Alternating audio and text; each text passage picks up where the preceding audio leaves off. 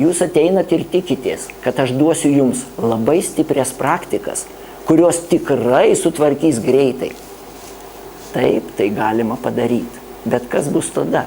Jūs paimat savo savivertę, skiriat dėmesio, atitinkamas praktikas įdėgėt, papraktikuojat, jūsų energijos bendrai sumažės. Ir tada pritruks kitoms sritims. Tada jūs bėgsit kažkur kitur, sakys, duok greitai vaistą, va ten susitvarkiau, duok greitai vaistą. Duos jums vaistą, panaudosit jį ten, sueikvosit dar daugiau energijos. Žiūrėkit, vėl tą, ką išgydyt, vėl pradės strikti. Arba dar kitas rytis, arba dar kitas rytis. Sričių tai gyvenime daug. Ir mes matom, griūva čia ir ten, ir ten, ir ten. Ir nieko negalim padaryti. Ir galų gale mes atsiduriam visiškame skausme. Galų gale mes išeikvojam ir tą energijos dalį, kuri skirta mūsų fiziologijai funkcionuoti.